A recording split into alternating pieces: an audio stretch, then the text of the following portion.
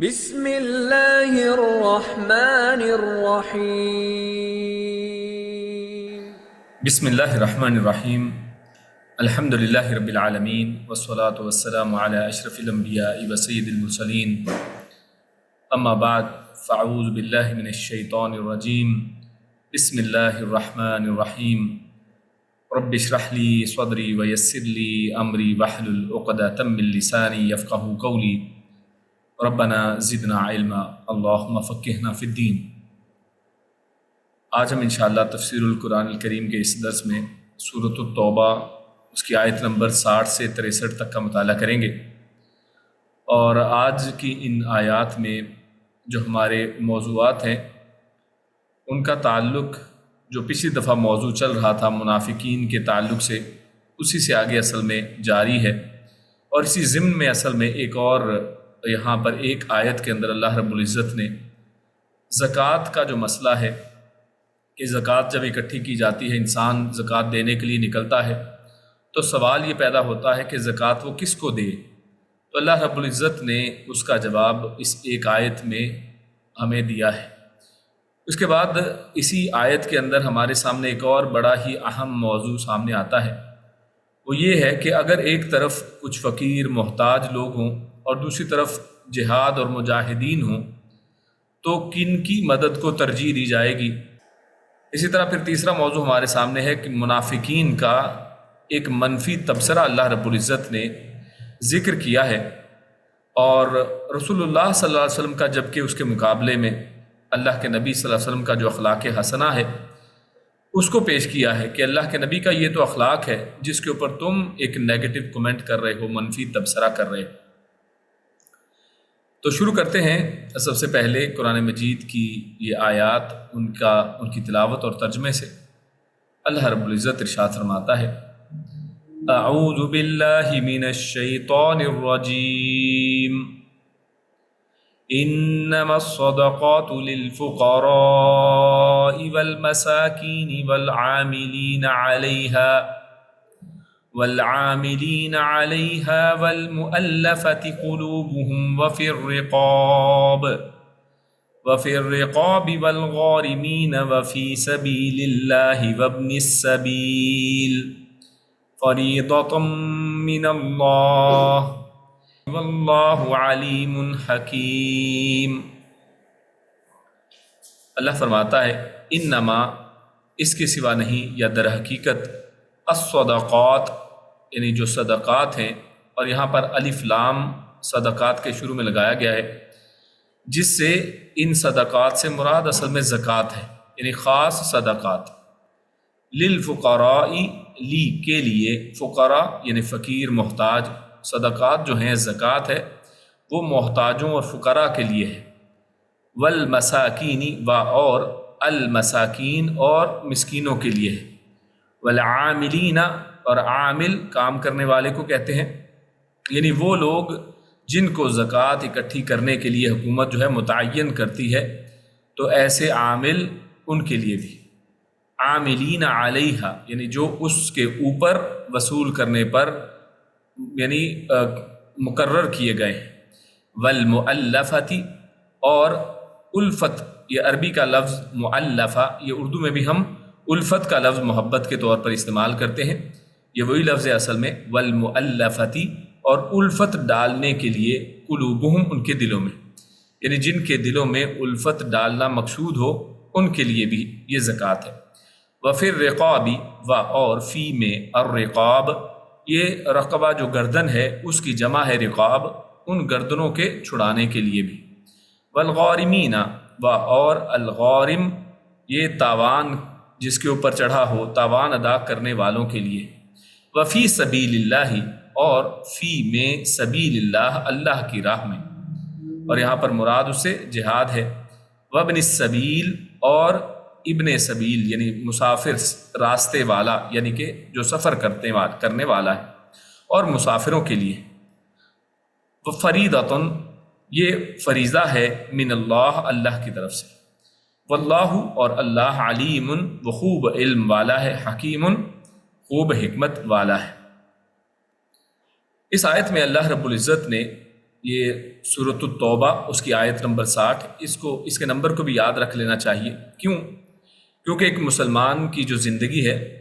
اس کے اندر، جس کو اللہ رب العزت نے اپنی نعمتوں سے، ایک اچھی معاش سے اللہ رب العزت نے اس نعمت کو اس کے لیے یعنی ہموار کیا ہے، اور اس کے پاس مصرف سے زائد جو ہے وہ رقم اکٹھی کر کے ایک خاص جو ہے نصاب کو جب پہنچ جاتی ہے تو وہ شخص جو ہے صاحب نصاب ہو جاتا ہے اور اس کے اوپر زکوٰۃ فرض ہو جاتی ہے۔ تو ایسے شخص کے لیے جس کے اوپر زکوٰۃ فرض ہو، اس کے لیے یہ جاننا بھی بہت ضروری ہے کہ یہ زکوٰۃ کا پیسہ، یہ زکوٰۃ کی رقم یا جو بھی چیز اس کے پاس زکوٰۃ کے طور پر ہے، اس کو کن لوگوں میں خرچ کیا جائے۔ اور اکثر لوگ زکوٰۃ کے خرچ کے معاملے میں وہ اس سے لا علم ہوتے ہیں، تو اس صورت میں ان کے پاس اس بات کا علم نہیں ہوتا ہے کہ اس کو کہاں پر خرچ کیا جائے، جبکہ جس طرح زکوٰۃ کو نکالنا ضروری ہے اور اللہ کا حکم ہے، قرآن مجید میں سورۃ التوبہ کی یہی آیت نمبر 60 میں اللہ رب العزت نے اس کو کہاں پر خرچ کرنا ہے اس کو بھی اپنی مرضی پر چھوڑا ہے۔ اللہ رب العزت نے ہم پر نہیں کہ جناب جس کو مرضی اس زکوٰۃ کو دے دیا جائے، ایسا نہیں ہے۔ اللہ رب العزت نے یہاں پر یہ فریضۃ من اللہ، یہ اللہ نے اپنے طرف سے اس کو فرض کر دیا ہے کہ یہ اللہ کی طرف سے فرض ہے، لہٰذا اس کے اندر انسان اپنی من مرضی نہیں کر سکتا ہے۔ اچھا، اس کے اگر اس کو پچھلی آیات کے ساتھ جوڑا جائے، پچھلے درس کے اندر ہم نے یہ آیات پڑھی تھی کہ یہ منافقین جو ہیں انہوں نے رسول اللہ صلی اللہ علیہ وسلم کے اوپر الزام لگایا کہ آپ جو ہیں وہ جو صدقات ہیں یا اس کو خرچ پراپر طریقے سے نہیں کر رہے ہیں، جن لوگوں کے اندر ہمارا بھی حق بنتا ہے تو جناب ہمیں دیجیے، جبکہ ان کا یہ دعویٰ بالکل غلط تھا۔ اللہ کے نبی صلی اللہ علیہ وسلم زیادہ بہتر جانتے ہیں کہ کدھر کیا چیز خرچ کی جائے، لیکن اللہ رب العزت نے ان کے اس جو دعوے کو اس کے جواب کے لیے کہ اللہ رب العزت نے یہاں پر خود فرض کر دیا کہ یہ میری طرف سے فرض ہے، اس میں اللہ کے نبی صلی اللہ علیہ وسلم بھی جو ہیں وہ اللہ کے جو فرض کیے ہوئے کے اوپر عمل کرنے والے ہیں۔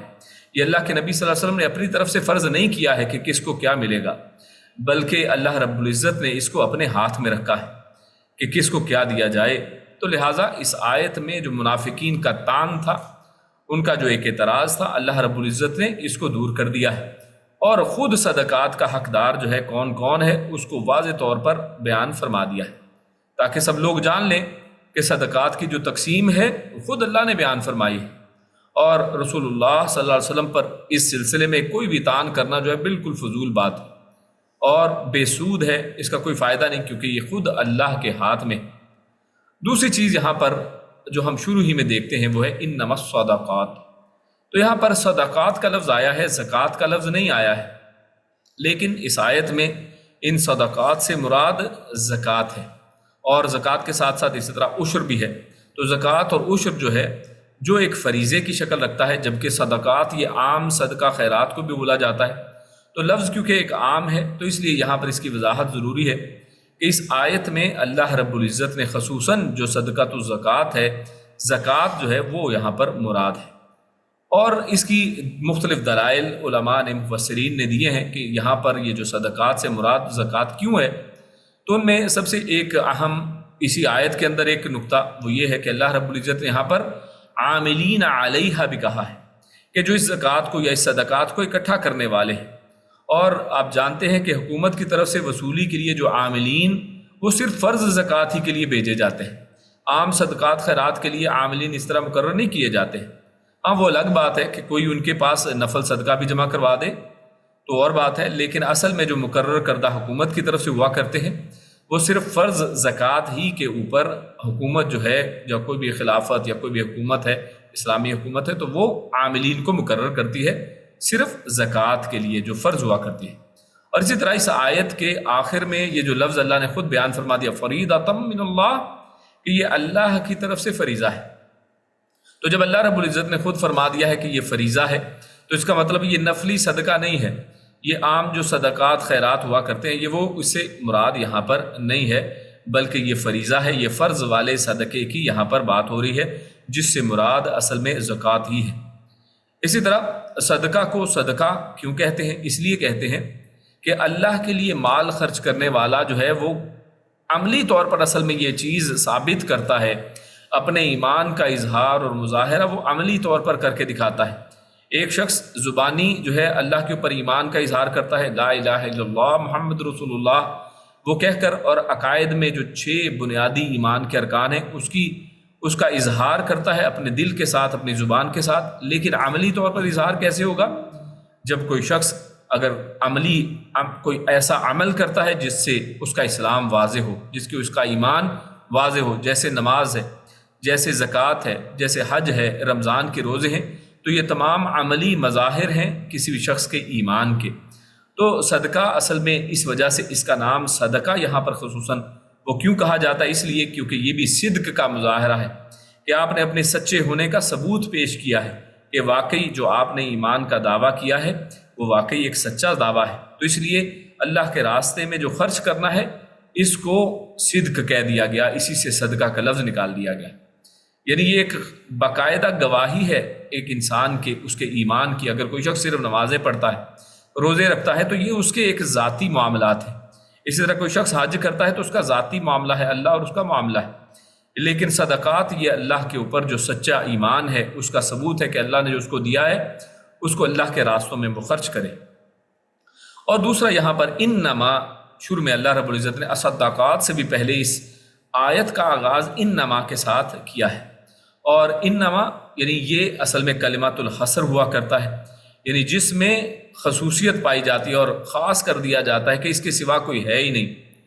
تو لہٰذا اس کا مطلب یہ ہوا کہ اللہ رب العزت زکوٰۃ کے حوالے سے جو یہاں پر احکامات فرما رہے ہیں کہ یہ کن کن میں تقسیم کیا جائے، تو وہ ان کے علاوہ کوئی ہے ہی نہیں، کیونکہ انما شروع میں آ گیا ہے کہ حقیقت تو یہ ہے کہ اس کے سوا کوئی اور صدقہ خیرات کے مصرف جو ہیں وہ جائز ہی نہیں ہے۔ صرف ان 8 جگہوں کے اوپر صدقہ خیرات یعنی خصوصاً زکوٰۃ جس کی بات ہو رہی ہے، اس زکوٰۃ کا استعمال صرف ان 8 لوگوں پر کیا جا رہا ہے۔ یعنی اس آیت میں جو اللہ رب العزت نے مختلف مصارف بیان کیے ہیں، اگر آپ ان کی گنتی کریں تو یہ 8 بنتے ہیں، اور اس میں نہ 7 کیا جا سکتا ہے اور نہ ہی 9 کیا جا سکتا ہے، نہ اس میں کمی ہوگی نہ اضافہ ہوگا، کیونکہ اللہ رب العزت کی طرف سے ہے اور ان کے علاوہ کچھ بھی نہیں ہے۔ یہ انما کے لفظ سے ہمیں پتہ چلتا ہے۔ اس کے بعد اللہ رب العزت نے پھر ایک ایک کر کے باری باری وہ لوگ یا وہ طبقات یا وہ یعنی کیٹیگریز گنوائی ہیں کہ جن کو اللہ رب العزت فرماتے ہیں کہ ان کے لیے صدقہ جو ہے ان کو دینا یہ جائز ہے، ان کے علاوہ کسی کو دیا نہیں جا سکتا ہے، چاہے وہ کیسا ہی مستحق کیوں نہ ہو۔ تو اس میں سب سے پہلے جو آتے ہیں وہ للفقراء والمساکین۔ اللہ نے یہاں پر 2 طرح کے لوگوں کا تذکرہ فرمایا ہے۔ فقراء یہ فقیر ہیں، آپ سب جانتے ہیں، یہ اردو میں بھی لفظ استعمال ہوتا ہے، اور والمساکین یہ مساکین یہ بھی لفظ اردو میں استعمال ہوتا ہے، اور یہ دونوں ہی جو ہیں یہ محتاج کے معنی میں آتا ہے کہ جن کو ہمیشہ حاجت ہی رہتی ہے، یعنی یہ ضرورت مند ہی رہتے ہیں، ان کی ضرورتیں پوری نہیں ہوتی، اور یہ دونوں ہی اللہ رب العزت کے فرمان کے مطابق یہ زکوٰۃ کے مستحق لوگ ہیں، اور سب سے پہلے ان کا اللہ نے تذکرہ فرمایا۔ اب بعض اہل علم وہ یہ کہتے ہیں کہ یہ فقیر یہ جو ہے زیادہ بدحال ہوا کرتا ہے، یہ زیادہ بدحال ہے، اس کی حالت جو ہے محتاجی زیادہ ہوتی ہے، اور جبکہ بعض علماء کہتے ہیں کہ مسکین جو ہے وہ زیادہ محتاج ہوتا ہے، اور بعض جو ہیں وہ کہتے ہیں کہ نہیں، دونوں ہی ایک دوسرے کے برابر ہیں محتاجی کے اندر۔ لیکن دلائل کے لحاظ سے اگر ہم دیکھیں تو راجح بات، زیادہ بہتر بات یہی معلوم ہوتی ہے کہ جو فقیر ہے وہ مسکین سے زیادہ بدحال ہوا کرتا ہے۔ اب اس کے چند دلائل جو ہیں وہ آپ کے سامنے ہیں کہ اصل میں فقیر وہ زیادہ محتاج ہے۔ ایک تو یہ کہ فقیر یہ لفظ فقر سے ہے، اور عربی زبان میں جو کمر کے مہرے ہوتے ہیں، یعنی جو ریڑھ کی ہڈی کے اندر جو مہرے ہیں ان کو فقرات الظہر کہتے ہیں، یعنی مہرے کہ جو اصل میں دبے ہوئے ہیں کمر کے بوجھ کے اندر آئے ہوئے، یعنی اشیاء ضرورت نہ ہونے کی وجہ سے گویا اس کی کمر ٹوٹی ہوئی ہے، تو ایسا شخص جس کے اوپر بوجھ ہے اس کی ضروریات کا، تو اس کے لیے بھی یہی فقر کا لفظ اور فقیر کا لفظ بولا جاتا ہے۔ تو اس کا مطلب یہ ہے کہ وہ اس کی تو بالکل کمر ٹوٹی ہوئی ہے۔ اسی طرح بعض علماء نے اس کا یہ بھی ایک معنی بیان کیا ہے کہ دیکھیے فقیر ایسا شخص ہے کہ جس کی حالت دیکھ کر ہی آپ پہچان جائیں گے کہ یہ محتاج ہے، ضرورت مند ہے، اس کے کپڑے اور اس کے جوتے، اس کا گھر بار، وہ سب کچھ دیکھ کر آپ کو ظاہر ہو جائے گا کہ یہ شخص جو ہے حاجت مند اور ضرورت مند ہے۔ جبکہ مسکین کا لفظ جو ہے وہ سکنا سے مشتق ہے کہ ضرورت مندی نے اس کی حرکت کو سکون میں بدل دیا ہے. یعنی اب وہ بیچارہ اس کے پاس اتنے پیسے نہیں ہیں کہ کبھی ادھر جا رہا ہے کبھی ادھر جا رہا ہے. یعنی وہ بیچارہ بالکل رک سا گیا ہے، اس کی زندگی رک گئی. گویا فقیر کی حالت اس شخص کی سی ہے جس کے پاس کچھ بھی نہیں ہے، اور مسکین وہ ہے کہ جس کی آمدنی اس کی ضرورت سے کم ہے. یعنی اس کی ضروریات زیادہ ہیں، آمدنی اس کی کم ہے، کماتا کھاتا ہے، لیکن اس کے اخراجات جو ہیں اس کے اندر اس کی ساری آمدنی ختم ہو جاتی ہے، اور حتیٰ کہ اس کو مہینے کے آخر میں ادھار اٹھانا پڑتا ہے. کتنے ہی لوگ ہم اپنے معاشرے میں ایسے دیکھتے ہیں کہ جو اس کیٹیگری میں آتے ہیں. آپ کسی بھی محلے کے اندر اس کے جو پرچون کی دکانیں ہیں، اگر وہاں پر جا کر یہ پتہ کریں تو آپ کو صاف پتہ چل جائے گا کہ اس محلے میں مساکین کون کون سے ہیں کہ جن کے اوپر ہر مہینے کچھ نہ کچھ جو ہے وہ قرض یا انہوں نے پرچون کی دکان والے کا کچھ نہ کچھ دینا ہوتا ہے. تو جس سے اس کی حالت کا پتہ چلتا ہے. ہاں، اس میں ایک چیز واضح رہے، یہ نہیں کہ اس نے انٹرنیٹ جو ہے وہ لگوایا ہوا ہے اور ٹی وی اس نے بڑا لے رکھا ہے اور بجلی اس نے اے سی لگا رکھا ہے اور ایکسٹرا چیزیں ہیں اور لگژری کی جو آئٹمز ہیں ان کے اندر اس کی ضرورت جو ہے وہ اس کے ساری تنخواہ ادھر چلی جاتی ہے اور کھانے پینے کو کچھ نہیں بچتا. تو نہیں، ایسا شخص نہیں. اس شخص کو چاہیے کہ اپنے حالات یعنی اتنی ہی جو ہے چادر کو دیکھ کر اپنے پاؤں پھیلائے جائیں. خیر، یہ جو مسکین ہے اس کے حوالے سے ہمارے سامنے سورۃ الکہف کے اندر بھی اس کیٹیگری کی وضاحت ہوتی ہے کہ یہ کون لوگ ہوا کرتے ہیں. اللہ رب العزت ارشاد فرماتا ہے کہ اما السفینۃ فکانت لمساکین یعملون فی البحر. تو سورۃ الکہف کی آیت نمبر 79 میں اللہ رب العزت نے یہ جو موسیٰ علیہ السلام وہ جاتے ہیں اور وہ سیکھتے ہیں کچھ علم کی باتیں، تو وہاں پر ایک واقعہ اللہ رب العزت نے یہ بھی بیان کیا کہ ان میں کچھ لوگ ایسے تھے کہ جو مساکین جن کو اللہ نے یہاں پر کہا ہے، اور وہ سمندر کے اندر کام کرتے تھے اور ان کے پاس سفینہ یعنی ان کے پاس ایک کشتی ہے، وہ کشتی کے مالک بھی ہیں، وہ کشتی کے مالک بھی ہیں اور کام بھی کرتے ہیں. یعنی یہ ایسا شخص نہیں ہوا کرتا مسکین کہ جو کام دھندا ہی نہیں کرتا یا جس کے پاس اتنے پیسے بھی نہیں ہیں کہ جناب وہ کچھ کسی چیز کا ملکیت ہو. اس کا اپنا کاروبار ہے، اس کی اپنی کشتی ہے، اس کا وہ مالک ہے، اس میں وہ کام کرتا ہے، کماتا ہے. لیکن ہوتا کیا ہے کہ بیچارہ اس کی ضرورت سے زیادہ اس کے اخراجات ہیں، خالی ہاتھ جو ہے وہ بالکل نہیں ہے، لیکن یہ ہے کہ اس کی ضرورت وہ اس کی آمدن سے زیادہ ہے. تو لہٰذا اگر آمدنی ضرورت سے کم ہو تو اس کی وجہ سے وہ جو ہے وہ ضرورت مند بن جاتا ہے، محتاج بن جاتا ہے اور مسکین کی کیٹیگری میں آ جاتا ہے. تو اس کے بعد اللہ رب العزت نے یہ جو جس آیت کو ہم پڑھ رہے ہیں زیر تفسیر آیت، اس میں فقراء کو اللہ رب العزت نے دیکھیے کہ پہلے ذکر کیا ہے اور مساکین کو بعد میں ذکر کیا ہے. تو اس سے بھی مفسرین نے یہ اس کی طرف اشارہ ذکر کیا ہے کہ یہ بھی ایک اشارہ ہو سکتا ہے، اس سے بھی ایک اشارہ ملتا ہے کہ فقیر کی حالت مسکین سے اول ہے. فقیر جو ہے وہ مسکین سے زیادہ ضرورت مند ہوتا ہے. خیر، لیکن یہ بات یاد رہنی چاہیے کہ یہ فرق صرف اس وقت تک ضروری ہوگا جب فقیر اور مسکین دونوں لفظ ایک ہی جگہ پر آ جائیں، جیسے اس آیت میں آئیں. اگر الگ الگ قرآن و سنت کے اندر فقیر کا لفظ آتا ہے کسی جگہ پر، اسی طرح مسکین کا لفظ کسی جگہ پر اکیلا آتا ہے، تو تب ان کے اندر یہ فرق نہیں رکھا جائے گا، بلکہ فقیر کے اندر مساکین بھی شامل ہوں گے اور مسکین کے اندر فقیر بھی شامل ہوں گے. لیکن جب یہ دونوں لفظ اکٹھے آئیں کبھی تو تب ان کے اندر فرق کیا جائے گا. جیسے قرآن و سنت کے اندر جہاں جہاں ایمان اور اسلام اکٹھے آتے ہیں تو ان کو الگ الگ مطلب دیا جاتا ہے، ان کا الگ الگ مطلب جو ہے واضح کیا جاتا ہے. لیکن ادروائز اگر کسی جگہ پر اسلام آتا ہے تو ایمان بھی اس میں شامل ہے، اور اگر کہیں ایمان آتا ہے تو اسلام بھی اس میں شامل ہے. لیکن الگ الگ آئیں تو دونوں ایک ہی معنی میں آئیں گے، اور اکٹھے آئیں تو الگ معنی میں آئیں گے. اس کے بعد اللہ رب العزت نے دوسری کیٹیگری جو ذکر کی ہے کہ جن کے اوپر صدقات اور یہ خصوصاً زکوٰۃ کی بات ہو رہی ہے تو زکوٰۃ لینا جائز ہے، اور جس کو زکوٰۃ دی جا سکتی ہے وہ ہیں والعاملین علیہا. یعنی زکوٰۃ اور عشر کی وصولی کے لیے رسول اللہ صلی اللہ علیہ وسلم کیا کرتے تھے، وہ آدمی کچھ مقرر فرما دیا کرتے تھے اور باقاعدہ ان کا محاسبہ بھی فرمایا کرتے تھے. یعنی ان کا حساب کتاب لیتے تھے کہ ہاں جی آپ نے کیا اکٹھا کیا ہے، جیسا کہ آپ صلی اللہ علیہ وسلم نے ابن اللتبیہ کو اس کام پر مقرر فرمایا تھا اور ان کی آمد پر محاسبہ کیا کرتے تھے. حکومت کے مال کو ملنے والے تحائف کو ان کے لیے انہوں نے اللہ کے نبی صلی اللہ علیہ وسلم نے ناجائز قرار دے دیا تھا کہ اگر مال کو کوئی تحفہ ملتا ہے تو یہ اس کے لیے لینا جائز نہیں ہے، یہ اس کا حق نہیں. تو اس سے پتہ چلتا ہے کہ عاملین جو ہیں جو کام کر رہے ہیں اس زکوٰۃ کو اکٹھا کرنے کے لیے ان کو بھی زکوٰۃ دی جا سکتی ہے، چاہے اکٹھا کر کے ان کے پاس کتنا ہی مال کیوں نہ ہو، لیکن اصل میں وہ مال ان کا نہیں ہے. ایک تو یہ بات ہے، اور دوسرا چاہے وہ خود سے کتنے ہی ویل سیٹلڈ کیوں نہ ہوں، یہ زکوٰۃ کے مال سے ان کی تنخواہیں ادا کی جا سکتی ہیں ان لوگوں کی جو ان کے اوپر مقرر ہیں کہ وہ زکوٰۃ کی رقوم کو اکٹھا کریں. اسی طرح اللہ رب العزت فرماتا ہے والمؤلفۃ قلوبہم. اب یہ تیسری کیٹیگری وہ ہے کہ جو اللہ رب العزت فرماتا ہے کہ جن کے دلوں میں محبت ڈالنا، الفت ڈالنا مقصود ہو، کہ یہ لوگ اگر ان کو زکوٰۃ دی جائے گی تو ان کی دلجوئی ہوگی، وہ دین کے قریب آئیں گے. تو اس میں مفسرین کہتے ہیں کہ اس میں سب سے پہلے تو وہ ہیں جو نو مسلم ہیں، نئے مسلمان ہوئے ہیں. ظاہر ہے وہ اپنا جب نیا کوئی شخص مسلمان ہوتا ہے تو اکثر لوگ اس سے رشتہ ناتا ہی کاٹ دیتے ہیں، اس کو اپنے خاندان سے نکال دیتے ہیں اور اس کے ساتھ جو ہے وہ رشتہ داریاں ختم ہو جاتی ہیں. تو اس لیے اس کو ضرورت ہے کہ اس کے ساتھ پیار محبت بڑھایا جائے، اس کے ساتھ نرمی کا برتاؤ کیا جائے. تو اسلام نے بڑا ہی بہترین موقع اس زکوٰۃ کے موقع کو ضائع نہیں کیا ہے کہ اس کے اندر سے بھی اس کو دیا جائے. یہ اس کی دلجوئی کے لیے ہے تاکہ وہ اسلام پر ثابت قدم رہے. یا اسی طرح اگر کوئی ایسا شخص ہو جو ابھی مسلمان نہیں ہوا ہے لیکن وہ اسلام کے قریب آ رہا ہے تو اس کی بھی دلجوئی کرنے کے لیے، اس کو اسلام میں لانے کے لیے، یا اس امید سے کہ وہ اسلام میں آ جائے گا، ان کے اوپر خرچ کیا جا سکتا ہے. یا وہ بااثر لوگ، یعنی جو کافر ہیں وہ لیکن بااثر لوگ ہیں، اور بااثر لوگ ہیں یعنی کہ وہ کسی علاقے کے اوپر کنٹرول کر رہے ہیں،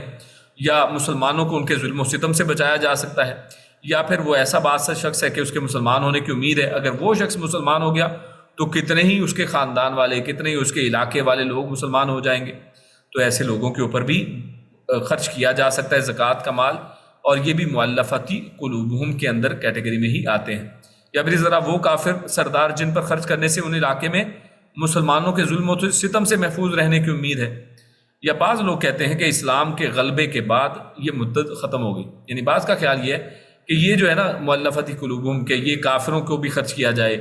تو وہ کہتے ہیں کہ نہیں، یہ ختم ہو گئی مدت، یہ مد جو ہے وہ ختم ہو گئی ہے، جیسا کہ امیر المومنین عمر بن خطاب رضی اللہ تعالیٰ نے فرمایا تھا. لیکن اگر ہم موجودہ حالات کو دیکھیں، موجودہ زمانے کے حالات اگر اپنے سامنے رکھیں، تو اب شاید رسول اللہ صلی اللہ علیہ وسلم کے زمانے سے بھی زیادہ اس کی ضرورت ہے. کیوں؟ کیونکہ کفار اسی طرح مسلمانوں کو مرتد کر رہے ہیں، وہ لالچ دیتے ہیں، اور اچھے بھلے مسلمان کیونکہ وہ فقیر ہیں، مسکین ہیں، ان کو ضرورت ہے، تو وہ اس پیسے کے لیے، یہ ایک 3 وقت کی روٹی کی خاطر وہ بعض اوقات دین کو چھوڑ دیتے ہیں. تو ایسے لوگوں کو دین کے اوپر قائم رکھنے کے لیے، ثابت قدم رکھنے کے لیے آج جتنی اس کی ضرورت ہے وہ کبھی شاید اتنی نہ ہو. اور چند سال پہلے آپ یہ یوٹیوب اور ٹی وی میڈیا کے اوپر دیکھ چکے ہوں گے کہ انڈیا میں بعض علاقوں کے اندر ایسا معاملہ ہوا بھی کہ کچھ مسلمانوں کو جو ہے وہ اس طرح سے، یعنی ایسا پیسا جاتا ہے، اتنا جو ہے ان کے اوپر ظلم و ستم ڈھائے جاتے ہیں، یا ان کی زندگی کو تنگ کیا جاتا ہے کہ بعض اوقات وہ اپنے دین کے اسے مرتد ہونے کے اوپر مجبور ہو جاتے ہیں. آگے اللہ رب العزت نے جو کیٹیگری ہے وہ پھر رقابی ہے، یعنی گردنیں چھڑانے میں. رقاب گردنوں کی جمع ہے، تو گردنیں چھڑانے سے مراد اصل میں کیا ہے؟ تو اس سے مراد غلاموں کو خرید کر آزاد کرنا اصل مراد ہے. اور اس میں جو مکاتب غلام ہیں، یعنی جنہوں نے اپنے مالکوں سے اپنی قیمت قسطوں میں ادا کرنے کی شرط پر آزادی کا معاہدہ کیا ہو کہ جناب میں اتنے پیسے آپ کے اتار دوں گا تو تب میں آزاد ہو جاؤں گا، تو ان کی مدد کرنی چاہیے. تو اس کے اندر بھی اس کو زکوٰۃ کو استعمال کیا جا سکتا تاکہ ان کی گردنیں اس جو ہے غلامی سے چھوٹ جائیں. اور آج کل کے اعتبار سے اگر دیکھیں، کیونکہ آج عموماً ویسے تو غلام ہوتے نہیں ہیں، تو آج کل عدالتوں کے کفریہ نظام کی وجہ سے بے گناہ لوگ یا وہ گناہ گار جن کی شرعی سزا قید نہیں ہے لیکن ان کو قید کر دیا گیا ہے، مگر کافرانہ قانون کی وجہ سے وہ قید ہیں، یا پھر کفر کی عدالتوں کا عائد کردہ جرمانہ ادا نہ کر سکنے کی وجہ سے، جیسے باہر کے ملکوں میں جو اسلامی نظام جہاں پر نہیں ہے وہ قید ہو گئے کسی وجہ سے، اور ان کے اوپر ایسے ہی کوئی جرم ڈال دیا گیا، تو یا پھر مقدمات کے اخراجات وہ ادا نہیں کر سکتے، اس کی وجہ سے وہ جیلوں میں کئی سال سڑتے رہتے ہیں. تو ان کو چھڑانے پر زکوٰۃ صرف کرنا بھی اسی میں شامل ہے، واللہ اعلم. اسی طرح اس کے بعد ہے والغارمین. یہ غارمین یہ وہ مقروض لوگ ہیں جو قرض ادا نہیں کر سکتے ہیں، یعنی انہوں نے قرض لے لیا، اب وہ ادا کرنے کے قابل نہیں رہے. یا وہ کاروباری لوگ یا زمیندار وغیرہ جو کاروبار یا فصل برباد ہونے کی وجہ سے وہ اب قرض کے اندر دب گئے ہیں. قرض لیا کاروبار کے لیے کہ کاروبار چلے گا اور اس سے پیسہ آئے گا، لیکن کسی وجہ سے وہ فصل تباہ ہو گئی یا معاملات حالات ایسے ہوئے کہ جناب ان کا سارا کاروبار تباہ ہو گیا ہے، اب وہ قرض بھی ادا نہیں کر سکتے ہیں. یا اسی طرح اگر وہ اپنی جائیداد میں سے قرض ادا کریں تو پھر وہ فقیر ہو جائیں گے، یعنی ان کے بعد ان کے پاس کھانے پینے کو کچھ نہیں بچتا ہے. یا پھر وہ بااثر لوگ جنہوں نے صلح کروانے کے لیے لوگوں کی دیتیں یا رقوم اپنے ذمے لے لی تھی کہ جناب صلح کر لیں، میں ذمہ دار ہوں، تو ایسے ذمے والے لوگ بھی جو ہیں یہ سب غارمین میں آتے ہیں کہ ان کی جان چھڑانے کے لیے، ان کے قرض سے ان کی نجات دلانے کے لیے آپ زکوٰۃ کی رقم استعمال کر سکتے ہیں۔ اس طرح وفی سبیل اللہ، سبیل اللہ اس کا اصل معنی تو کیا ہے؟ اللہ کے راستے میں۔ تو اس کے دو استعمال اصل میں ہو سکتے ہیں، کیونکہ اللہ کے راستے کا جو یہ لفظ ہے یہ بڑا ہی براڈر لفظ ہے۔ ہر نیکی ہی اللہ کا راستہ ہے، ہر نیکی کا عمل جو آپ کرتے ہیں وہ اللہ کے راستے میں اصل میں ہوگا۔ اور فقراء اور مساکین، یا حتیٰ کہ اس آیت کے اندر جو پہلی جتنی بھی کیٹیگریز آئی ہیں، فقیر ہیں، مسکین ہیں، عاملین ہیں، مؤلفۃ قلوبہم وفی الرقاب والغارمین، یہ سب کے سب اصل میں اللہ ہی کے راستے میں تو ہے۔ تو یہ سب بھی فی سبیل اللہ میں اصل میں شامل ہے، جن کا ذکر اسی آیت میں آ چکا ہے۔ تو لہٰذا یہاں پر خصوصاً بھی فی سبیل اللہ کو کیوں ذکر کیا گیا ہے؟ تو اس وجہ سے فقہاء جو ہیں اور مفسرین جو ہیں وہ ان سب سے الگ فی سبیل اللہ کیونکہ ذکر کیا گیا ہے یہاں پر، اس سے مراد وہ لیتے ہیں کہ یہ تمام مفسرین کے اتفاق کے ساتھ اس سے مراد جہاد فی سبیل اللہ ہے، کیونکہ باقی چیزیں تو خود الگ الگ سے ذکر ہو گئیں۔ تو اب دوبارہ فی سبیل اللہ کہنے کا مطلب کیا ہے؟ تو یہاں پر فی سبیل اللہ سے مراد کیا ہے؟ جہاد فی سبیل اللہ۔ تمام مفسر اس میں متفق ہیں۔ اور مجاہد چاہے غنی بھی ہو تو اس پر جہادی ضروریات کی خاطر خرچ کیا جا سکتا ہے، خود چاہے مجاہد جو ہے وہ زکوٰۃ کا حقدار نہیں ہے، لیکن جب وہ جہاد کے اندر آ گیا تو اب اس کے اسلحے کی خریداری کے لیے، اس کی سواری کو دینے کے لیے، یا اس کے مشن تک پہنچانے کے لیے جتنی بھی ضروریات ہیں، اس کی ٹریننگ ہے، یہ سب کچھ ہے، اس کے اندر زکوٰۃ کو خرچ کیا جا سکتا ہے۔ اس طرح حدیث میں حج اور عمرے کو بھی اس مد میں شامل کیا گیا ہے، اور آپ تفسیر کی کتابیں دیکھ لیں یا فقہ کی کتابیں دیکھ لیں، وہاں پر وفی سبیل اللہ کا جو لفظ ہے اس کی تشریح میں کیا لکھا ہے؟ ہم الغزاۃ، یعنی وہ لوگ ہیں جو غزووں کے اندر، جنگوں کے اندر، جہاد کے اندر لڑتے ہیں، یعنی یہی وہاں پر آپ کو مطلب ملے گا۔ تو اس سے مراد اللہ کی راہ میں لڑنے والے، بلکہ اہل علم کا فیصلہ ہے کہ اگر ایک طرف فقراء اور مساکین ہوں، یہ بات ہم نے اٹھائی تھی نا کہ یعنی یہ بھی اس آیت سے ہمیں پتہ چلتا ہے کہ ایک طرف اگر مساکین ہیں، فقراء ہیں، اور ایک طرف کیا ہے؟ غازیان اسلام ہیں یا مجاہدین ہیں، ان کی ضرورت ہو، تو ترجیح پھر کس کو دی جائے گی؟ تو وہ کہتے ہیں کہ ترجیح مجاہد کو دی جائے گی۔ کیوں؟ کیونکہ شکست کی صورت میں فقر و مسکنت کے ساتھ کفار کی غلامی کی جو ذلت ہے اور اسلام کی جو بے حرمتی ہو سکتی ہے، وہ جو ہے فقر اور مسکنت کی جو یعنی مصیبت ہے اس سے کہیں زیادہ ہے۔ یعنی اگر انسان کو شکست ہو جائے، آپ کا پورا علاقہ اور آپ سب ہی غلامی کے اندر چلے جائیں، یہ زیادہ بڑی مصیبت ہے اس سے کہ جو آپ کو وقتی طور پر فقر کا سامنا ہے۔ تو اس لیے مجاہدین کے اوپر خرچ کرنا یہ زیادہ افضل ہے، زیادہ جو ہے وہ ترجیح والی بات ہے۔ اور اس کے بعد اللہ رب العزت آخری چیز جو بتاتے ہیں وہ ہے وابن السبیل، یعنی ابن سبیل، سبیل والا، جو راستے والا ہو، جو مسافر ہو، جو ابھی سفر میں ہو، اور یہ سفر کے اندر چاہے وہ مسافر خواہ کتنا ہی امیر کیوں نہ ہو، اس کی حیثیت چاہے اپنے علاقے میں کتنی ہی زبردست کیوں نہ ہو، لیکن سفر میں اسے اگر ضرورت پڑ جائے تو اس پر زکوٰۃ سے خرچ کیا جا سکتا ہے۔ اور بعض اوقات ایسا ہوتا بھی ہے کہ انسان سفر پر نکلا ہے اور راستے میں کہیں لٹ گیا ہے اور اس کے پاس اگر مال نہیں بچا ہے، تو اس صورت میں چاہے گھر میں کتنا ہی لینڈ لارڈ ہے، اب یہاں پر اس کو ضرورت ہے کہ اس کی مدد کی جائے، اور زکوٰۃ کی رقم سے اس کی مدد کی جا سکتی ہے۔ فریضۃ من اللہ، اور اللہ رب العزت نے آخر میں کیا فرمایا کہ یہ فریضہ ہے۔ تو معلوم ہوا کہ یہ مصارف، فرض، صدقات اور عشر کے بیان میں ہوئے ہیں، اور چند اہل علم نے کہا ہے کہ ضروری ہے کہ زکوٰۃ اور عشر میں آنے والا مال 8 حصوں میں تقسیم کیا جائے۔ اب یہ بھی ایک مسئلے کی بات ہے، اس کو سمجھنا چاہیے، کیونکہ یہ علماء نے یہ زیر غور لائی ہے یہ بحث، اور وہ یہ ہے کہ اصل میں کیا ان سارے 8 کے 8 مصارف کے اندر سب میں خرچ کیا جائے ایٹ اے ٹائم، یا پھر کسی ایک میں سارا کا سارا مال خرچ کیا جا سکتا ہے، یا کسی 2 میں یا 3 میں مال کو تقسیم کر کے خرچ کیا جا سکتا ہے؟ تو بعض کہتے ہیں کہ نہیں، لازماً سبھی جو 8 مصارف ہیں ان کے اندر تقسیم کیا جائے، لیکن رسول اللہ صلی اللہ علیہ وسلم اور خلفاء کے عمل کو سامنے رکھتے ہوئے اکثر اہل علم کا کہنا یہ ہے کہ ان میں سے جس مصرف میں زیادہ ضرورت ہو وہاں زیادہ، بلکہ سب کا سب بھی صرف وہیں پر صرف کیا جا سکتا ہے۔ یعنی ایک تو یہ کہ تقسیم کریں اور دیکھیں کہ کس میں زیادہ ضرورت ہے۔ اگر فرض کریں آپ کو لگتا ہے کہ آدھا مال جو ہے فی سبیل اللہ یعنی جہاد کے اندر خرچ کیا جانا چاہیے، وہاں پر خرچ کر دیں، اور باقی آدھے میں سے 1-2 اور کیٹیگری اگر آپ کے گھر میں، آپ کے ارد گرد محلوں کے اندر کوئی ایسے لوگ ہیں جو فقیر ہیں، مساکین ہیں، عاملین ہیں، اور یا پھر ایسے لوگ جو اسلام لانے میں جو ہے وہ قریب آ سکتے ہیں، تو ایسے لوگوں کے اوپر خرچ کر دیا جائے۔ یعنی اس کو اپنے انداز میں جہاں پر ضرورت ہو ضرورت کے مطابق تقسیم کیا جا سکتا ہے۔ ہاں ان مصارف کے علاوہ خرچ کرنا جائز نہیں ہے۔ کوئی بندہ ایسا نہیں کہ بھی جناب یہ فلاں جگہ پر خرچ کر دیتے ہیں، میرے خیال میں تو بڑا ہی ضرورت مند شخص ہے، تو نہیں، ایسی بات نہیں ہے۔ ان کو صرف ان 8 مصارف کے اندر اگر کوئی شخص اس میں آتا ہے اس کے اوپر خوب خرچ کیجئے، لیکن اگر اس میں سے نہیں ہے تو اس کے اوپر یہ زکوٰۃ سے خرچ کرنا جائز نہیں ہے۔ مثال کے طور پر بہت سے لوگ یہ سوال کرتے ہیں کہ جناب میرے والد صاحب جو ہیں یا میری والدہ ہیں وہ بہت ہی ضرورت مند ہیں اور ان کے حالات بہت ہی خراب ہیں، تو میں زکوٰۃ سے کے پیسوں سے ان کو خرچ کروں؟ میرے بھائی، ان کو اس زکوٰۃ سے پیسے نہیں دینے۔ آپ اپنے صدقات اگر آپ کو اللہ نے واقعی دیا ہے تو وہ ویسے ہی اس کے حقدار ہیں، بلکہ ایک حدیث کے مطابق تو اللہ کے نبی صلی اللہ علیہ وسلم نے ارشاد فرمایا تھا اور بڑی ہی بہترین بات کی۔ اللہ کے نبی نے فرمایا کہ ایک شخص آیا، ایک لڑکا، ایک جوان آیا، اس نے کہا کہ میرا باپ جو ہے مجھ سے سارا مال لے لیتا ہے۔ اللہ کے نبی نے فرمایا کہ تو اور تیرا مال سارا تیرے باپ کا ہے۔ تو لہٰذا اس سے صاف پتہ چلتا ہے کہ آپ کے والدین کا تو حق سب سے افضل ہے اور سب سے پہلے ہے، ان کو زکوٰۃ میں سے دینے کی کوئی ضرورت نہیں ہے، بلکہ وہ آپ کے سارے مال کے اندر حقدار ہیں کہ آپ اپنا سارا مال بھی ان کے اوپر خرچ کر دیں تو یہ کوئی بڑی بات نہیں ہے۔ وہ تو سب سے پہلے اس کے حقدار ہیں کہ ان کے اوپر خرچ کیا جائے۔ ہاں جو دیگر ہیں ان کے لیے تو صرف 2.5% ہے، 100 میں سے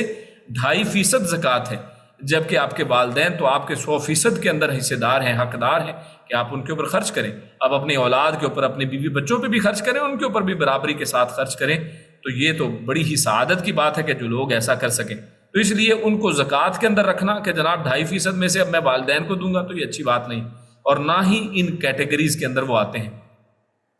اور اسی طرح بعض دیگر بھی چیزیں ہیں، جیسے اللہ کے نبی صلی اللہ علیہ وسلم نے جو اہل بیت ہیں، رسول اللہ صلی اللہ علیہ وسلم کے جو گھرانے والے ہیں، ان کے اوپر بھی زکوٰۃ کو جو ہے فرض نہیں کیا، یعنی ان کو اس سے باہر رکھا ہے کہ وہ زکوٰۃ نہ لیں، بلکہ ان کو آپ یعنی زکوٰۃ اور صدقات کی بجائے آپ ان کو ویسے تحفے تحائف دے سکتے ہیں۔ رسول اللہ صلی اللہ علیہ وسلم زکوٰۃ کو قبول نہیں کرتے تھے، صدقات کو قبول نہیں کرتے تھے، لیکن جو تحفہ تھا اس کو قبول کر لیا کرتے تھے۔ اس کے بعد آگے چلتے ہیں آیت نمبر 61 سے 63 تک اللہ فرماتا ہے وَمِنْهُمُ الَّذِينَ يُؤْذُونَ النَّبِيَّ وَيَقُولُونَ هُوَ أُذُنٌ قُلْ أُذُنُ خَيْرٍ لَكُمْ يُؤْمِنُ بِاللَّهِ وَيُؤْمِنُ لِلْمُؤْمِنِينَ وَرَحْمَةٌ لِلَّذِينَ آمَنُوا مِنكُمْ وَالَّذِينَ يُؤْذُونَ رَسُولَ اللَّهِ لَهُمْ عَذَابٌ أَلِيمٌ يَحْلِفُونَ بِاللَّهِ لَكُمْ لِيُرْضُوكُمْ وَاللَّهُ وَرَسُولُهُ أَحَقُّ أَن يُرْضُوهُ إِن كَانُوا مُؤْمِنِينَ أَلَمْ يَعْلَمُوا أَنَّهُ مَن يُحَادِدِ اللَّهِ وَرَسُولَهُ فَأَنَّ لَهُ نَارَ جَهَنَّمَ خَالِدًا فِيهَا ذَلِكَ الْخِزْيُ الْعَظِيمُ۔ وَمِنْهُمْ اور منہم ان میں سے الذین وہ لوگ جو یؤذون وہ اذیت دیتے ہیں، ایذا دیتے ہیں، تکلیف پہنچاتے ہیں النبی نبی کو صلی اللہ علیہ وسلم، یہاں پر مراد رسول اللہ کی ذات ہے۔ وَيَقُولُونَ اور وہ سب کہتے ہیں ہوا اذن کہ وہ کان ہیں، اذن کان کو کہتے ہیں۔ کل آپ کہہ دیجئے اذن وہ کان ہے خیرن بھلائی کا، لکم تمہارے لیے، یؤمن وہ یقین رکھتا ہے، باللہ اللہ پر، ویؤمن اور وہ یقین کرتا ہے، للمؤمنین سب مومنوں کی باتوں کا، ورحمۃ اور وہ رحمت ہیں، للذین ان لوگوں کے لیے، آمنوا جو سب ایمان لائے، منکم تم میں سے، والذین اور وہ لوگ جو یؤذون جو اذیت دیتے ہیں، ایذا پہنچاتے ہیں، تکلیف دیتے ہیں، رسول اللہ اللہ کے رسول کو، لہم ان کے لیے، عذاب عذاب ہے، علیم دردناک۔ اور یہاں پر علیم یہ بھی نکرہ ہے، عذاب وہ بھی نکرہ ہے، تو یعنی یہاں پر بڑا دردناک عذاب یہ معنی بھی کیا جا سکتا ہے۔ یحلفون وہ سب قسمیں کھاتے ہیں، حلف اٹھانا یہ اردو میں ہم لفظ استعمال کرتے ہیں، یہ وہی لفظ ہے یہاں پر، وہ سب قسمیں کھاتے ہیں، باللہ اللہ کی، لکم تمہارے سامنے یا آپ کے لیے، لیردوکم لی تاکہ، یردو وہ راضی کریں، کم تم سب کو، یعنی وہ تم سب یعنی مسلمانوں کے سامنے آ کر قسمیں کھاتے ہیں تاکہ آپ کو راضی کر لیں۔ واللہ حالانکہ اللہ و رسولہ اور اس کا رسول یعنی رسول اللہ صلی اللہ علیہ وسلم، احق وہ زیادہ حقدار ہیں، ان یہ کہ یردوہ کہ وہ سب راضی کریں انہیں، یعنی رسول اللہ کو راضی کرنا یہ زیادہ حق رکھتا ہے، ان اگر کانو ہیں وہ مومنین ایمان والے۔ علم کیا نہیں، یعلمو ان سب نے جانا، انہو کہ بے شک، ہو یعنی یہ کہ بے شک یہ، من جو یحادد اللہ جو مخالفت کرے گا اللہ کی، ورسولہ اور اس کے رسول کی، تو انا بے شک لہو اس کے لیے، نارا آگ ہے، جہنم جہنم کی، خالدن وہ ہمیشہ رہنے والا ہے، فیہا اس کے اندر، ذالک یہی ہے، الخزی خز کہتے ہیں رسوائی کو، العظیم بہت بڑی، یہ بہت بڑی رسوائی ہے۔ اب یہ جو آیات ہم نے آیت نمبر 61 سے 63 تک، 61 سے 63 تک کا مطالعہ کیا ہے، اب اس میں اللہ رب العزت ارشاد فرماتے ہیں، اب دوبارہ تذکرہ جو ہے منافقین کی طرف کیا ہے۔ اب پچھلی آیت بھی اصل میں تو منافقین کے اعتراض کے جواب ہی میں تھی، اب منافقین کے حوالے سے انہوں نے رسول اللہ صلی اللہ علیہ وسلم پر ایک انتہائی منفی اور گستاخانہ تبصرہ کیا ہے، اس کا یہاں پر ذکر اللہ رب العزت نے فرمایا ہے۔ اور وَمِنْهُمُ الَّذِينَ يُؤْذُونَ النَّبِيَّ، اس آیت کے حوالے سے جو امام زمشقری ہیں انہوں نے فرمایا ہے کہ اذن یعنی جس کا اصل ترجمہ کان ہوا کرتا ہے، اصل میں تو کان کو کہتے ہیں، لیکن یہ اصل میں اس آدمی کے لیے استعمال کیا جاتا ہے یہ لفظ جو ہر ایک کی بات سن کر اسے سچا سمجھے، جس کو ہم آج یعنی آج کے اعتبار سے کہیں کہ کان کا کچا، کہ کوئی بھی بات بتائے تو اس کو مان لے ویسے ہی، یعنی ہر ایک کی بات کو سن کے اس کے اوپر یقین کرنے والا شخص۔ تو زمخشری کہتے ہیں کہ اذن اس شخص کو کہا جاتا ہے، اور اگر یہ بات رسول اللہ صلی اللہ علیہ وسلم کی طرف لگائی جائے تو یہ درست بات نہیں ہے، یعنی یہ اللہ کے نبی صلی اللہ علیہ وسلم کی توہین ہے، ان کی گستاخی ہے، اور ان کے لیے ایک منفی تبصرہ ہے کہ اللہ کے نبی صلی اللہ علیہ وسلم کو یہ لوگ کیا کہہ رہے ہیں کہ آپ بھی اذن ہیں، یعنی ایسے ہی شخص کی طرح ہیں کہ جو ہر ایک کی بات سن کر اسے سچا سمجھ لیتے ہیں۔ سنتے چلے جانے کی وجہ سے ایسے شخص کا نام ہی اصل میں عربی زبان میں نا اذن پڑ جاتا ہے، کہ جو شخص ہر ایک کی بات مان لے۔ تو ان منافقین کا مطلب یہ تھا کہ آپ کان کے کچے ہیں، نعوذ باللہ، ہر ایک کی بات سن کر اس پر اعتبار کر لیتے ہیں، یعنی یہ ان کا ایک اللہ کے نبی صلی اللہ علیہ وسلم کے حوالے سے ایک غلط کمنٹ ہے جو اللہ کے اخلاق کو بالکل سوٹ نہیں کرتا۔ اللہ کے نبی صلی اللہ علیہ وسلم کا اخلاق جو ہے اخلاق حسنہ ہے، ایک ایسا بہترین اخلاق کہ جن کو اللہ رب العزت نے تمام انسانیت کے لیے ایک نمونہ پیش کیا ہے، تو لہٰذا ان کا اخلاق ایسے کیسے ہو سکتا ہے؟ دیکھیے یہ آپ پر کتنا تکلیف دہ تبصرہ ہے، رسول اللہ صلی اللہ علیہ وسلم کو کیسی کیسی باتیں سننی پڑتی تھی۔ یہ اللہ کے نبی صلی اللہ علیہ وسلم کا صبر اور اللہ کے نبی صلی اللہ علیہ وسلم کا کرم یہ ہے کہ آپ اتنے کریم، اتنے رحیم اور اتنے صبر والے تھے کہ ان لوگوں کی باتوں کو سن لیا کرتے تھے۔ سورۃ الاحزاب میں رسول اللہ صلی اللہ علیہ وسلم کو جو اذیت دینے والے لوگ ہیں، کیونکہ یہاں پر بھی اللہ رب العزت نے ایسے لوگوں کے لیے یہی لفظ استعمال کیا کہ یہ لوگ اللہ کے نبی کو اذیت دیتے ہیں، یؤذون النبی، کہ وہ اللہ کے نبی کو اذیت دیتے ہیں۔ اور یہاں پر اس کی سزا اللہ نے کیا بتائی ہے کہ ان کے لیے عذاب علیم ہے، ان کے لیے ایک دردناک عذاب ہے۔ اور دوسری جگہ پر اللہ رب العزت نے سورۃ الاحزاب کے اندر فرمایا ہے کہ ان الذین یؤذون اللہ ورسولہ لعنہم اللہ فی الدنیا والآخرہ، کہ وہ لوگ جو اللہ کے اور اس کے رسول کو اذیت دیتے ہیں، اللہ رب العزت فرماتا ہے کہ اس دنیا میں اور آخرت میں، ان دونوں ہی میں ان کے اوپر لعنت ہے۔ اللہ اور اللہ کی لعنت ان کے اوپر ہے، چاہے دنیا میں ہو چاہے آخرت میں ہو۔ اور آپ جانتے ہیں کہ لعنت کا مفہوم کیا ہوا کرتا ہے۔ لعنت ایک لفظ نہیں ہے، ہمارے مسلم اور اردو معاشرے میں خصوصاً لعنت کو سمجھا جاتا ہے کہ یہ کوئی لفظ ہے کہ بھی فلانا بڑا لعنتی ہے اور لعنت کہہ کر دی جاتی ہے۔ اصل میں معنی کیا ہے یہ کم ہی لوگوں کو معلوم ہے۔ لعنت کا مطلب یہ ہے کہ وہ شخص اللہ کی رحمت سے محروم ہو جائے، یعنی یہ ایک ایسی زبردست بد دعا ہے کہ جس میں آپ یہ کہتے ہیں کہ اللہ اس شخص کو اپنی رحمت سے محروم کر دے، اور یہ کسی مسلمان کے لیے جائز نہیں ہے کہ کسی مسلمان کو کہا جائے۔ تو یہاں پر دیکھیے اللہ رب العزت ایسے لوگوں کو جو اللہ اور اس کے رسول کو اذیت دیتے ہیں، اللہ نے فرمایا اللہ کی لعنت ہے ایسے لوگوں کے اوپر، یعنی دنیا میں بھی اللہ کی رحمت سے محروم ہوں گے اور آخرت میں بھی ان کے لیے اللہ کی رحمت نہیں ہے۔ وَعَدَّ لَهُمْ عَذَابًا مُهِينًا، اور دوسرا اللہ فرماتا ہے کہ اللہ نے آخرت میں ان کے لیے انتہائی رسوائی والا عذاب رکھا ہے۔ یہاں پر عذاب علیم بتایا اور دوسری جگہ پر اللہ نے ان کے لیے رسوائی والا عذاب بتایا ہے۔ اللہ رب العزت آگے فرماتے ہیں قُلْ اُذْنُ خَيْرٍ لَكُمْ، یعنی یہ تو اللہ کے نبی صلی اللہ علیہ وسلم کا جو سننا ہے کہ ہر ایک کی بات سن لیتے ہیں، اس کو ایک نیگیٹو انداز میں بیان کرے کہ جناب ہر ایک کی بات سن لیتے ہیں اور اس کے اوپر یقین کر لیتے ہیں، اعتبار کر لیتے ہیں، کان کے کچے ہیں نعوذ باللہ۔ لیکن اللہ رب العزت کہتے ہیں کہ نہیں، یہ تو ان کی اصل میں ایک صفت ہے۔ اللہ فرماتا ہے آپ فرما دیجئے اُذْنُ خَيْرٍ لَكُمْ، یہ جو میرا تمہاری باتیں سن لینا، ان کے اوپر خاموش رہنا، یہ تو اصل میں تمہارے لیے بہتر ہے، اس میں تمہارا ہی فائدہ ہے۔ یہ آپ کا اخلاق تھا کہ آپ صلی اللہ علیہ وسلم ہر ایک کی بات سن لیتے تھے اور خاموش رہتے، مگر یہ الزام صحیح نہیں ہے کہ ہر بات سن کر اس پر اعتبار کرتے، یعنی سن کر اعتبار کرنا اور بات ہے، اور ہر ایک کی بات سن لینا، اس کے اوپر خاموش رہنا، کوئی برا تبصرہ نہ کرنا یا اس کو وہیں پر ایکسپوز نہ کرنا، اس کو واضح دنیا کے سامنے کہہ لیں کہ اس کی خرابیوں کو دنیا کے سامنے ظاہر نہ کرنا، یہ تو ایک بڑی خیر والی بات ہے۔ اعتبار اللہ کے نبی صلی اللہ علیہ وسلم صرف اسی بات کا کرتے ہیں جو سچی ہو اور حقیقت پر مبنی ہو، جو پکے مومن بتاتے ہیں۔ اس لیے اللہ نے فرمایا کہ اللہ کے نبی کیا کرتے ہیں،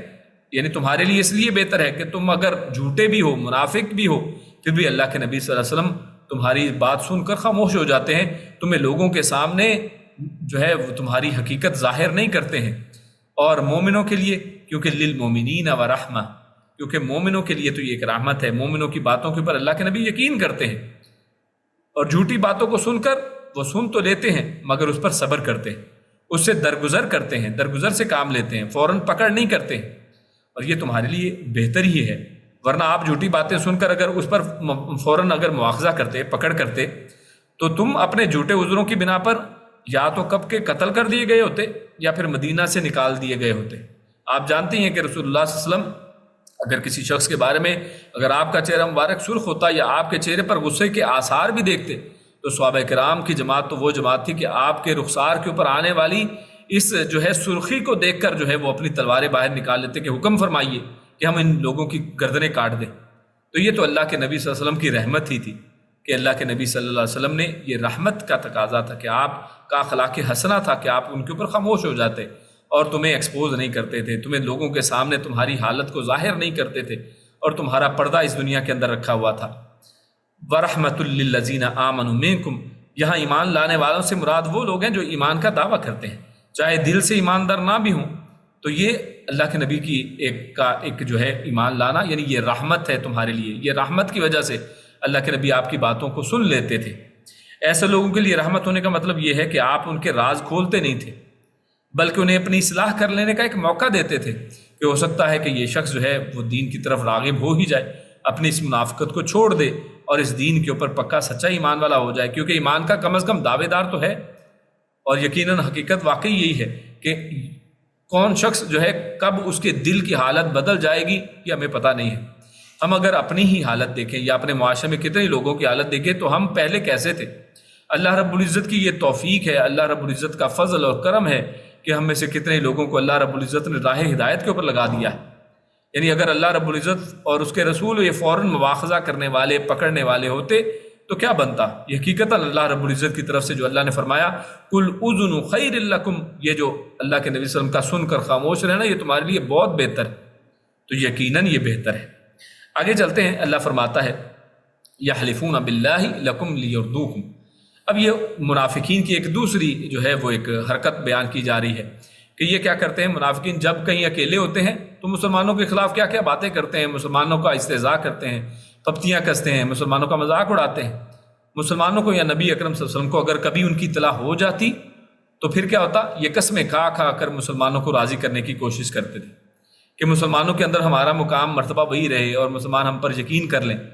جبکہ اللہ فرماتا ہے، جبکہ اللہ اور اس کا رسول یہ زیادہ حق رکھتے ہیں کہ اصل میں اللہ اور اس کے رسول کو راضی کریں، اور اللہ اور اس کے رسول کو راضی کرنے سے مراد یہ نہیں ہے کہ آپ کے سامنے آ کر یہ اپنی وہی جھوٹ بکیں، آپ کے سامنے آ کر یہ اپنی جھوٹی باتیں کریں، نہیں، یہ حلف اٹھائیں نہیں، بلکہ راضی کرنے سے مراد یہ ہے کہ جس عمل کے اوپر، جس ایمان کے اوپر اللہ اور اس کا رسول راضی ہے اس طرح کا ایمان لے کر آئیں، اللہ کے اوپر واقعی سچا پکا ایمان لے کر آئیں، اللہ کے رسول کو واقعی اللہ کا رسول سمجھیں، اور اللہ کے رسول کو واقعی اللہ کا رسول سمجھنے کا مطلب پتہ کیا ہے؟ ایک یہ مطلب بھی ہے کہ اللہ کے نبی صلی اللہ علیہ وسلم جو کہیں اس کے اوپر عمل کریں۔ جبکہ یہ کیا کیا کرتے تھے، اللہ کے نبی جب کوئی کسی بات کا حکم دیتے تو سامنے تو مان لیتے لیکن جا کر اس کا مذاق اڑایا کرتے تھے۔ آج بھی دیکھیں کتنے ہی لوگ ایسے ہیں، اگر آپ اللہ کے نبی صلی اللہ علیہ وسلم کی کسی ایک سنت کے اوپر عمل کرنا شروع کر دیں، آپ پردہ کرنا شروع کر دیں، اگر آپ خاتون ہیں پردہ کرتے ہیں، پردہ کرنا شروع کر دیا، لوگ مذاق اڑائیں گے کہ جناب یہ کیا چیز ہے۔ اس طرح اگر آپ نے ٹخنوں سے اوپر شلوار کر لی ہے، لوگ آپ کا مذاق اڑائیں گے۔ آپ نے داڑھی رکھ لی ہے، لوگ مذاق اڑائیں گے، یہ تمہاری عمر ہے داڑھی رکھنے کی، اور یہ اور وہ اور پتہ نہیں کیا کچھ مذاق اڑایا جاتا ہے۔ یہ اصل میں اسی منافقین کی طرح کی حرکتیں ہیں کہ اللہ اور اس کے رسول جس سے راضی ہوتے ہیں یہ اس پر راضی نہیں ہوتے، جبکہ اللہ فرماتا ہے اللہ اور اس کا رسول زیادہ حق رکھتے ہیں کہ ان سے راضی ہوا جائے۔ اور اللہ فرماتا ہے ان کانوا مؤمنین، اگر یہ واقعی ایمان والے ہیں نا تو ان کو اللہ اور اس کے رسول کو راضی کرنے کی فکر میں لگا رہنا چاہیے۔ اور اس کے بعد آیت نمبر 63 آیت نمبر 63 میں اللہ کیا فرماتا ہے؟ الم یعلموا انہ من یحادد اللہ ورسولہ فان له نار جہنم خالدا فیہا۔ اب یہاں پر اللہ رب العزت کیا فرما رہے ہیں؟ یحادد کا لفظ یہاں پر ایک آیا ہے، اور یحادد یہ حد سے ہے، اور اس کا مطلب کیا ہے؟ یعنی ایک حد جو ہوتی ہے، یعنی جیسے کوئی ایک ملک ہے اور اس کی ایک حد ہے، تو اس کا ایک کنارہ ہے، ایک جانب ہے، تو یہ باب مفاعلہ عموماً مقابلے کے لیے آتا ہے، یعنی یہ اللہ اور اس کے رسول جس جانب اللہ اور اس کے رسول ہوا کرتے ہیں یہ اس کے بالکل اپوزٹ سائڈ پہ کھڑے ہو جاتے ہیں، یعنی ایک کنارے پر اللہ اور اس کے رسول ہیں اور یہ بالکل اس کے مقابل میں دوسرے کنارے پر آ جاتے ہیں، یعنی اللہ اور اس کے رسول ایک جانب ہوں اور یہ اس کے مقابلے میں دوسری جانب ہوں۔ اور آگے اللہ رب العزت نے ایک سوال کے انداز میں کیا کہا ہے کہ الم یعلموا انہ من یحادد اللہ ورسولہ فان لہ نار جہنم، یعنی ایک سوال ایک اصل میں تعجب کے انداز میں ابھارنے کے لیے، سمجھانے کے لیے یہ انداز اختیار کیا گیا کہ کیا ان کو پتہ نہیں ہے کہ جو اللہ اور اس کے رسول سے دشمنی کرے گا، اللہ اور اس کے رسول کے مخالف کھڑا ہوگا، اللہ اور اس کے رسول کے مقابلے میں کھڑا ہو جائے گا تو اس کا ٹھکانہ کیا ہونے والا ہے، اس کو پتہ نہیں ہے۔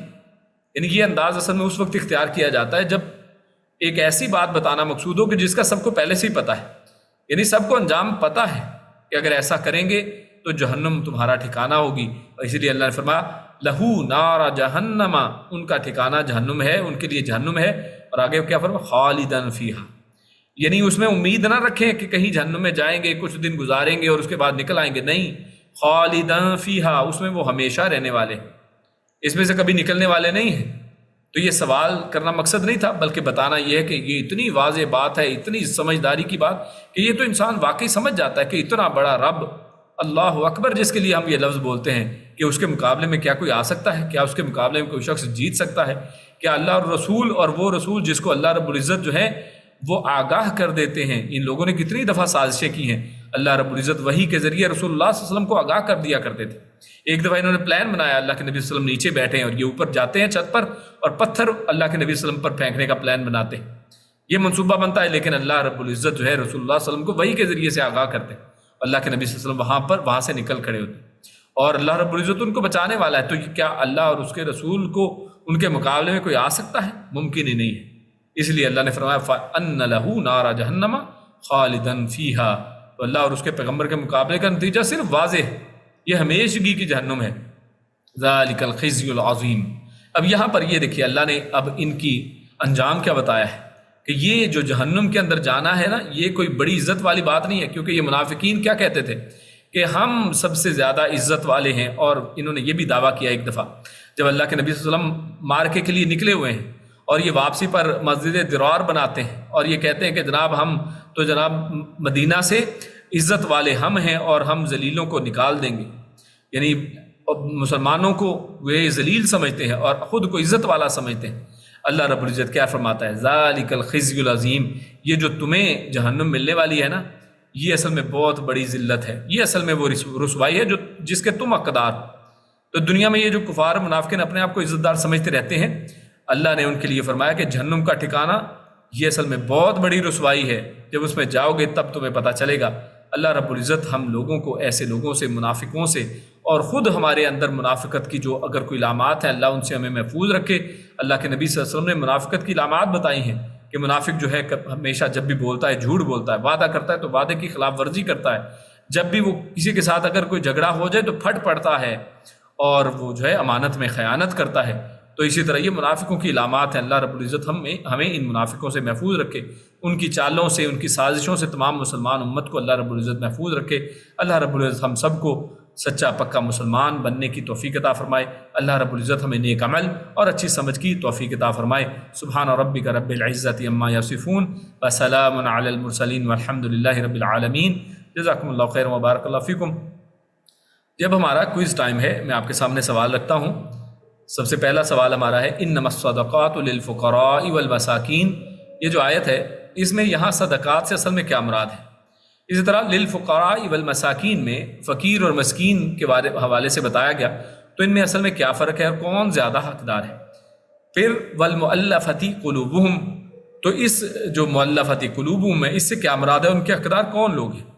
پھر اسی طرح وفر رقاب والغارمین کا تذکرہ ہوا، رقاب اور غارمین ان میں کون لوگ شامل ہیں، اور وفی سبیل اللہ فقراء مساکین اور مجاہدین میں کس پر خرچ کرنے کو ترجیح دی جائے گی، اس پر ہم نے تفصیل سے بات کی تھی۔ فریضۃ من اللہ، تو اس کو اللہ رب العزت نے آخر میں فریضہ کہا ہے، کیا ان 8 میں سے ہر طبقے پر خرچ کرنا ضروری ہے؟ تو اس کا جواب اسی طرح ومنہم الذین یؤذون النبی، تو اللہ رب العزت فرماتا ہے کہ وہ لوگ یعنی ان لوگوں میں سے وہ لوگ جنہوں نے اللہ کے نبی صلی اللہ علیہ وسلم کو اذیت دی، تو منافقین رسول اللہ کو کس طرح اذیت دیتے تھے؟ ومنہم الذین یؤذون النبی، اس میں اللہ رب العزت نے آپ صلی اللہ علیہ وسلم کو اذیت دینے والوں کی کیا سزا بتائی ہے؟ اور آخری سوال علم یعلموا انہ من یحادد اللہ ورسولہ، تو آپ صلی اللہ علیہ وسلم کی مخالفت کرنے والوں کی کیا سزا ہے؟ یعنی ایک اذیت دینے والوں کو سزا الگ سے بتائی، اس طرح مخالفت کرنے والوں کی کیا سزا بتائی گئی ہے؟